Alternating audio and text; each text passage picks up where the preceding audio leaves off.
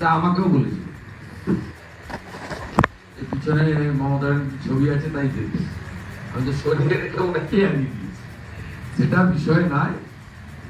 হুমায়ুন কবির মমতা ব্যানার্জির ছবি নিয়েও হেরেছে, আমি চেষ্টা করেও জেতাতে পারি।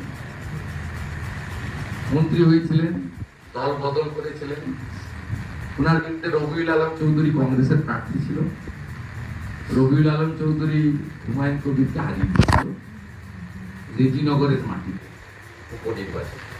তাই এগুলো কোনো বিষয় নয়। ববি হাকিম এই ধরনের কথা আমার ক্ষেত্রেও বলেছে।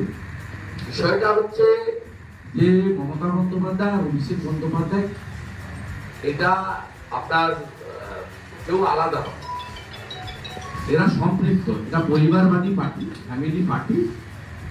আমরা সকলে জানি যে মমতা বন্দ্যোপাধ্যায় পুলিশের যে স্ট্যাটাস পান, অভিষেক বন্দ্যোপাধ্যায় সেই সেম স্ট্যাটাস পান বা তার থেকে বেশি পান। কার্যত অলিখিত ভাবে অভিষেক বন্দ্যোপাধ্যায় পুলিশ দপ্তরকে নিয়ন্ত্রণ করেন, আর মমতা বন্দ্যোপাধ্যায় 13.5 বছর ধরে রাজ্যের পুলিশ মন্ত্রী। অতএব এটার মধ্যে আলাদা কিছু নয়, সামগ্রিক সিস্টেমটা কন্ট্রোল বাই দি একটা ফ্যামিলি, ব্যানার্জি পরিবার।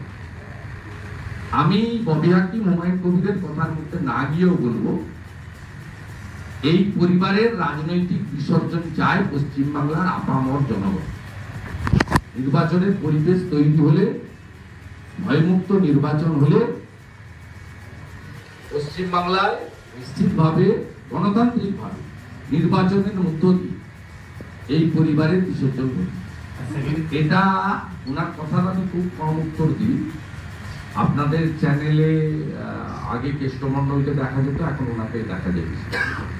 তো আপনাদের কিছু ফিক্সড লোক রয়েছে যাদেরকে দিয়ে আপনারা বলান, তার মধ্যে হুমায়ুন কবিরও বলে। সবাই তো বলে না, পেটে গুঁতো মারলেও মুখ থেকে কথা বেরোয় না, এরকম অনেক লোক আছে। তাই তৃণমূল বিধায়ককে আমি বলছি, মদন বাবুকে বলছি, ওনার কথাকে গুরুত্ব দেওয়া মানে আমার লস, ওনার ক্ষেত্রে।